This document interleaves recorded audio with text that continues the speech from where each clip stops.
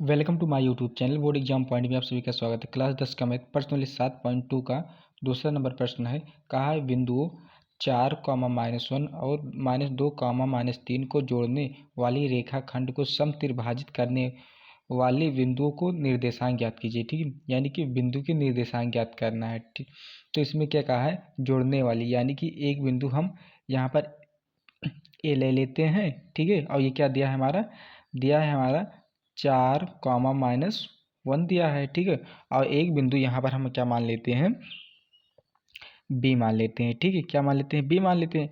और इसमें क्या हो जाएगा, -2, -3 हो जाएगा। ठीक है, इसमें क्या कहा, जोड़ने वाली, यानी कि जब इसे हम बिंदु को जोड़ देंगे तो हमारा एक क्या हो जाएगा, रेखाखंड हो जाएगा। अब इसे क्या कहा, समत्रिभाजित कीजिए, यानी समान 3 भागों में विभाजित कीजिए। यानी कि एक भाग तो को हम सी मान लेंगे और दूसरे भाग को हम क्या मान लेंगे, डी मान लेंगे। ठीक है, डी मान लेंगे, यानी कि अब ये 3 भागों में बट गया है। तो ये एक भाग तो ये हो जाएगा, एक भाग ये हो जाएगा, एक भाग ये हो जाएगा। ये ठीक है, जब हम ये तीनों को अलग अलग कर दिए हैं। और जब हम देखिए, जब सी बिंदु निकालेंगे, जब सी बिंदु निकालने के लिए तो हम ये इतना से इतना लेंगे, यानी कि एक और दो, एक दो हो जाएगा ये, यानी कि ये 2 हो जाएगा। ठीक है, और जब इतना ये लेंगे तो ये एक ही हो जाएगा। यानी कि इस बात से ये होता है कि जब हम सी बिंदु निकालेंगे तो अनुपात हम क्या लेंगे, m1 अनुपात m2 बराबर, ठीक है, ये क्या हो जाएगा, 1:2 लेंगे। ठीक है, और जब हम डी बिंदु निकालेंगे, यानी कि डी बिंदु निकालने के लिए तो हमारा ये क्या हो जाएगा, एक एक ये हो जाएगा, ये भी 2 हो जाएगा, और ये यहाँ से क्या हो जाएगा, हमारा एक ही रहेगा। ठीक है, यानी कि जब हम डी बिंदु निकालेंगे, देखेंगे डी बिंदु के लिए, डी बिंदु के लिए, ठीक है, डी बिंदु के लिए तो हमारा क्या हो जाएगा, अनुपात जब लेंगे m1 अनुपात m2, ठीक है, तो हमारा क्या हो जाएगा, 2:1 हो जाएगा। ठीक है, 2:1 हो जाएगा। अब देखिए x1 और y1 हमारा क्या दिया है, यानी कि x1 बराबर x2। ठीक है, तो x1 बराबर हमारा क्या हो जाएगा, 4 हो जाएगा, और x2 की बात करें तो -2 हो जाएगा। ठीक है, -2 हो जाएगा। और जब फिर y1 की बात करें और y2 की, ठीक है, y2 की बात करें तो हमारा क्या हो जाएगा, y1 हमारा -1, y2 -3 दिया है। ठीक है, -3 दिया है। अब हम सूत्र इसका बता देते हैं क्या होता है, थोड़ा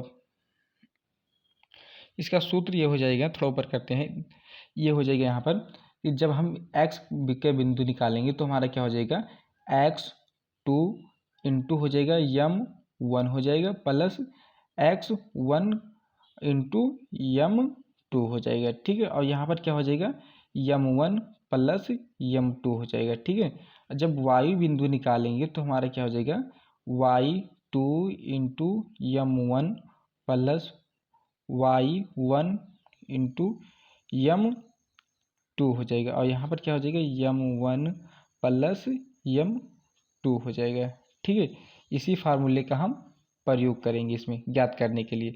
तो हम पहले किसका निकालेंगे, पहले हम सी बिंदु के लिए निकालेंगे। यहाँ पर लिख देंगे, यहाँ पर कि सी बिंदु के लिए, ठीक है, सी बिंदु के लिए। अब सी बिंदु के लिए हमारा क्या अनुपात हो जाएगा, m1 अनुपात m2 बराबर क्या लिखे रखेंगे, 1:2 रखेंगे। ठीक है, 1:2 रखेंगे। तो हमारा फार्मूला की भी यहाँ पर लिख दिया है ये, तो इसी फार्मूले पर हम रखेंगे। जब x बराबर निकालेंगे तो हमारा क्या हो जाएगा, x2 बराबर हमारा क्या हो जाएगा, -2 हो जाएगा, इंटू m1 हमारा 1 दिया है तो 1 हो जाएगा, और यहाँ प्लस लग जाएगा। अब x1 की बात करें, जब x1 हमारा कितना हो जाएगा, 4 हो जाएगा, और m2 हमारा 2 हो जाएगा। ठीक है, 2 हो जाएगा, और यहाँ पर m1 हमारा 1 हो जाएगा, m2 2 हो जाएगा, यानी कि हमारा कितना हो जाएगा, -2 प्लस 8 हो जाएगा ये, और यहाँ पर कितना हो जाएगा, 3 हो जाएगा। ठीक है, 3 हो जाएगा। और यहाँ पर जब देखिए 8 में से -2 घटाएंगे तो कितना हो जाएगा, 6/3 हो जाएगा। ठीक है, ये 6/3 हो जाएगा।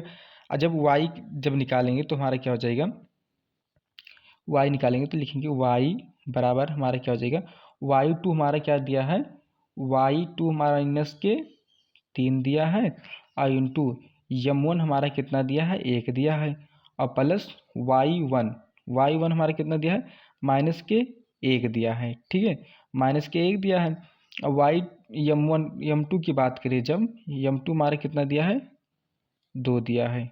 ठीक है, अब ये कितना हो जाएगा m1 1 m2 2 हो जाएगा।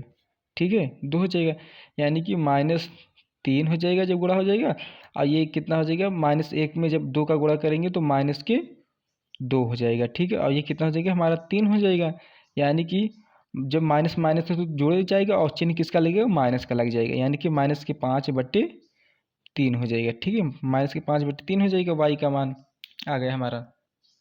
ये दिखाई नहीं दे रहा था, थोड़ा इधर तरफ कर देते, ये -5/3 हो जाएगा। अब इसे हम ये यहाँ पर काटे नहीं थे, यहाँ पर काट भी देंगे तो 3 करने 3 3 दूनी 6 यानी कि 2 आ जाएगा। तो ये जो हमारा सी बिंदु है वो क्या निकल के आया, सी बिंदु यहाँ पर लिख देते हैं 2 -5/3 आ जाएगा। ठीक है, ये हमारा सी बिंदु निकल आया।